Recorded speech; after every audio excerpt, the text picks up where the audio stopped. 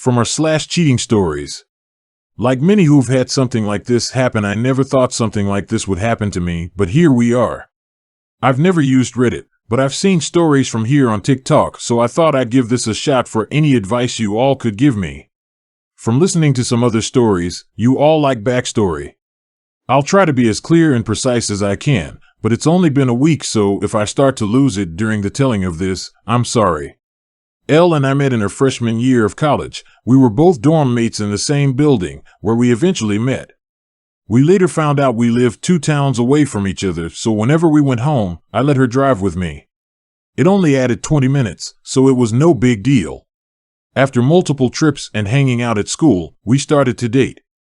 I have a close-knit family, as did she, so we told our families right away. I had met her family plenty of times when dropping her off, but it was nothing more than an introduction and exchanging pleasantries. Both of our families accepted each other with open arms, and our relationship grew. I was a year ahead of her, so when I graduated, I went home where I was offered a good job with great pay. I visited her at school whenever I got the chance, and whenever she came home, we would make time for each other. After she graduated, she moved in with me as both of our jobs were in the city near where we grew up. Like me, she was offered a position at the company she works at now with great pay.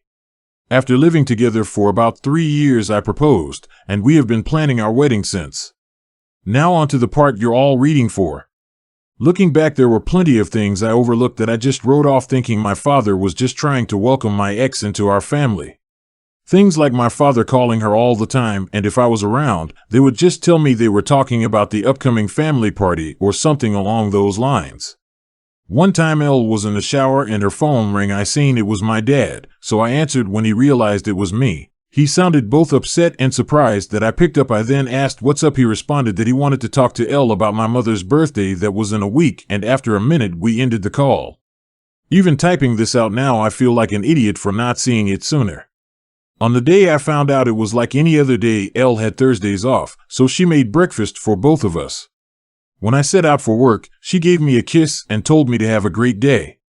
During my drive to work, I realized I had forgotten some paperwork I would need for a meeting I had at 3 p.m. I shrugged it off and told myself I would just go home at lunch to get it. Elle texted me throughout the day talking about all the casual stuff a couple talks about, like what do you want for dinner? I did the laundry. Do you want me to hang it up for you? Blah, blah, blah. I didn't think it necessary to text her that I was coming home for lunch, so when it came around, I just left work and went home. When I got home, I noticed a car that looked like my father's in our parking lot, but I didn't think anything of it and just parked and went into our building. When I opened the door, I was met with a scene out of a movie where a man comes home early and catches his spouse cheating. Such a cliché. There was a trail of clothes, both his and hers, leading to my bedroom, and the sound of faint moans echoed through my apartment. I stood at the door in utter shock. My brain was a mix of rage, sadness, and disgust, but if you were a fly on my wall, you would see what looked like a statue. I just couldn't move. When I finally snapped to, not knowing how much time had passed, I took out my phone to record. I picked up all the clothes that were on the floor and threw them into the hall of the building. After I filmed the walk to my bedroom, the door was open. I stood in the doorway filming for about a minute, then flipped on the lights. They both jumped at the sudden light and looked at me, and to my utter shock, it was my father in the bed with her. After the initial stun, my father noticed I was recording and started to panic, trying to find anything to cover himself and telling me to stop recording. He found a towel and wrapped it around himself and started to walk toward me. I told him, if you don't want to get hurt, stop coming to me. He either didn't care or didn't hear me and reached for my phone. I hit him square on the jaw. His head bounced off the door and slumped to the ground. Elle shrieked. I aimed the camera at Elle and said, concerned about your fuck buddy, but nothing to say to your fiancé? My father woke up after about a minute nap, and I told them I just needed to come pick something up for work, so I'm heading back now. If either of you pieces of shit are here when I get back, I'll send this video to everyone you know. I ended the video, looked at my dad, who was still coming to, and said, you're dead to me. You're no longer my father, but you might want to go home and talk to Mom, because I'll be talking to her very soon. I sat in my car for a while until one of the bosses at work called to ask where I was. I told her I was on my way back right now. When I got to her office to hand her the paperwork, I must have looked awful because she started asking what was wrong with me. I told her it was nothing and I'd be okay. I could see her scanning me up and down, and she noticed some blood on my collar and stood up, rushed to me, and said, "You're bleeding." I looked down and said it was my father's. She looked confused, so I pulled out my phone and showed her the video. She watched it in its entirety. She was introduced to L a few times, but never my father. She sat there silent for a moment until it finally clicked that my fiancé was cheating on me, but not only was she cheating, it was with my father. She asked if there was anything she could do, suggesting I take some time off, but I told her I can't go back there right now. That I just need a minute and I'd be fine for the meeting, and I have another shirt in my office. The meeting went over fine. I put on a smile for everyone like nothing had happened.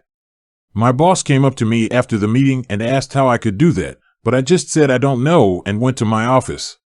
I then came home, and I was alone for the first time in a very long time. Thank you for reading. I'm sorry I carried on so much, but it was therapeutic getting everything down. I just don't know what to do. I definitely need to get the hell out of this apartment. I just can't live here anymore, and there's no possible way I'm sleeping in that bed. I know not only do I have to go get checked out for sexually transmitted diseases, but I think I broke something in my hand. Update 2. Wow, hello everyone. I didn't expect to come back to Reddit and have this much support. I didn't really plan to update at all. I just wanted to put what had happened out there and hopefully get some advice. After I wrote down all that happened, I closed my computer and kind of fell into a depression. After I posted, it hit me like a train. To the ones who think it's fake, I wish I was this creative. I'd write books instead of working a 9-to-5. I'll try to reply more on this post I just logged back on, and it was honestly too much to try and reply to every comment. Just know that I read through most of them, and I truly appreciate everyone's inputs, both negative and positive. So, the day after I posted, I tried to get into contact with my mother, but none of my calls were connecting. I wanted to see if she would get lunch with me, and I'd tell her everything. After about a dozen tries, I decided to get into my car and go to my mother's house. She needed to know what happened as soon as possible, even if talking about it was going to make it hurt all over again. During the drive, I thought about what I would say and how I would say it. That made me start to panic. I had to pull over twice to throw up. It's not every day you have to tell your mom that her husband is screwing your fiancé. I pulled into the driveway and sat in my car for a moment to calm down and gather my thoughts. I was in my car for a few minutes when my mother threw her front door open, so I stepped out of my car. She started cursing at me, saying how dare I come to her home after I hit my father for trying to break up a fight between L and I. She called me every name in the book and called me an abuser. She told me I needed to leave since L isn't ready to forgive me yet, and that if she's smart she hopefully never will.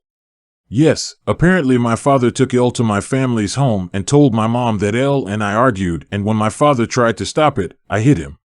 She continued on for a while until I finally snapped and said, "Really, Mom? Because your husband is fucking my fiancé.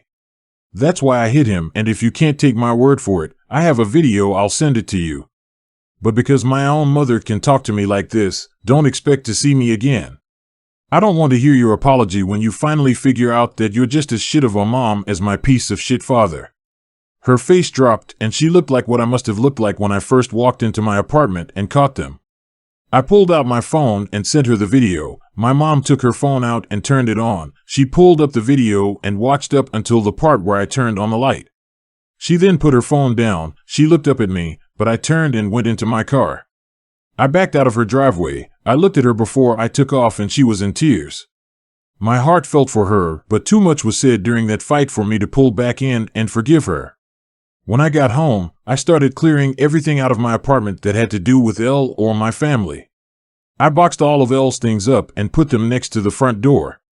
Legally, this has been her place of residence, so I can't technically kick her out. Her name isn't on the lease. Also, she's the type of person who shies away from conflict, and if she returns other than to pick her things up, there will be plenty of conflict. Anything that had to do with my parents, I boxed up and put into storage. Like I said in my first post, we were a very close family. But I've never had a problem cutting toxic people out of my life. I texted Elle's parents and told them I'm calling off the engagement and told them she's been cheating on me. I thanked them for everything they've done for me. Our relationship was still building, but they were kind and supportive of me, so this just added more hurt to the mix. I finished by asking if they would come pick up all of her belongings. I haven't gotten a response from them yet, but I'm hoping they will come grab her things, so Elle doesn't have a reason to come back here. Update 3. Hey everyone, I'm sorry I haven't updated in a while. I wish I could say I'm doing great, but that would be a lie. Everything hits me in waves. I go from just being numb to boiling with rage. I haven't had a happy moment since I found out. Other than a few friends, I don't really have anyone in real life, especially since my family turned out to be an asshole. Quite a few things have happened since I posted last. It's been about a month, so this update will tell all that's been going on. After my last post, I decided to get the ball rolling on everything that needed to be done, like getting tested, finding a therapist, moving, and of course buying a new bed. I started by calling my doctor's office, telling them I needed to get tested and to refer me to a therapist. I had my first appointment with a therapist 2 weeks ago, and we decided to continue once a week. I also got tested last week, but it'll be another week or so until I get the results. Cross your fingers for me. I got in touch with a real estate agent friend of mine, and he sent me a ton of listings, and I decided on a refurbished cabin on the outskirts of my city. I finished moving 2 days ago. When I finished moving, I called Elle's parents. When they picked up, I told them I moved out and Elle has still yet to pick up her things and that the landlord will start showing the apartment in a few days, so someone better pick her things up before the landlord throws it out. That must have lit a fire under them, because the next day my former landlord texted me thanking me for getting the apartment emptied out. No one knows where I live now other than the friend who set me up with this place, so I know Elle, or my parents won't be dropping by. The only thing that sucks about this place is I traded a 10-minute walk to work to a 45-minute drive. My phone has been blowing up with texts and calls from Elle, both my parents and some of my friends, but I have no interest in talking to anyone other than my therapist. At work I've been a ghost. I go in, get my work done, and leave. On the rare occasion I have to talk to someone, I put on my fake smile and pretend everything is okay. My boss from my previous post has been trying to check in on me more, but I don't really tell her anything either. I just tell her I appreciate it, but I'll be okay. Truth is, I don't know if I'll be okay. I get that time heals and all, but I feel like that's only relevant when you're dealing with one issue, not when you lose who you thought were the 3 closest people in your life all at once. A huge part of me died and there's no chance of resuscitating it. The meetings with my therapist are going well. I suppose I've never done therapy before, so I have no reference on what good therapy is. We do get along all right, and she really seems genuine in wanting to help. The first session was us getting to know each other and delving into what brings me to her, nothing in depth, but me just telling her what happened in my own words. The second session we went a bit deeper. She asked me about the relationship I had with my parents. I told her up until now it was great. We talked often and always communicated well when something was wrong, and that I grew up in a great home, but that all means nothing now. She asked why I cut my mother out of my life. I told her she said things to me I wouldn't say to someone I despised, then told her there's no way she can come back from that. At the end of our last session, I gave her the link to my page here on Reddit so she can read more about how I feel and what's going on in my head. I feel like it's easier to type things out than it is to speak it. So, if you're reading this, hi doc. For now, I'm still miserable. I thought I'd be okay by now, not necessarily happy, but okay. I know some of it is my own fault not communicating to my friends, but when I think about responding to them, it just seems so exhausting. I know they'll want to get together or come to my new place, but I just don't have the energy to be around them. Until I do, I'll work, go to my appointments, and sit on my back deck sipping on some bottom shelf whiskey and try to enjoy this beautiful view. I haven't hunted since high school, so maybe I'll take that up again now that I can hunt from my back porch. Thank you all for reading this far. Update 4. Hey everyone, sorry I've been missing in action for a while now. I'm writing this update to let you all know I'm alive and to give you the lowdown of what's been happening recently. 1st, I want to apologize to those who've worried about me the past few months. After my last post, I was nowhere near okay, so I pulled back from everything. I secluded myself in order to heal and cope with what is now my life. I want you to know every comment and message didn't fall on deaf ears. I took all of your positive feedback and advice and worked through my problems. So, to the people who've supported me through this, truly thank you. I can't stress it enough. When I was at the lowest I've ever been, it was internet strangers that were there for me, so again, thank you all. In my last post, I was doing things like getting tested for sexually transmitted diseases and trying to restart my life. I'm happy to inform you all that I am clean and couldn't be more relieved. I am fully moved north to my new place. When I told you all about my new place, I told you it was a refurbished cabin. Well, I might have been a little generous. It was refurbished almost 25 to 30 years ago, so it was a bit dated. Well, with all my newfound free time, I decided to actually refurbish it, and all that's left to do is paint the guest room I turned into an office. The only thing I didn't do myself was the electric and plumbing, because I have no clue how to do it and have zero interest in being shocked or putting my hand in a shit-covered pipe. Doing all the work has been incredibly stress-releasing and has helped me clear my head. I still see my therapist once a week, to all those who suggested it. You probably saved my life, so thank you for letting me vent, get my frustrations out, and get the advice I need. It has been better than anything in my life, past or present. I'm still working at the same company. I've become more open with some of my coworkers that I'm closer with and my boss from my previous post due to the advice from my therapist. Also, due to her and some of your advice, I've reached out to my friends and have slowly been reintegrating into the group again. Now on to the update with what's been going on between my family and ex. I decided I was ready to have a talk with my mother. So a little over a month ago, I unblocked her on my phone and reached out. I called, and almost instantly she picked up the phone. I could tell through the tone of her voice she was panicking. Eventually, after reassuring it was me, I told her we should meet and talk. She agreed, and a day later we met at dinner near her house. She was there before I was, and when she seen me, she started quietly sobbing.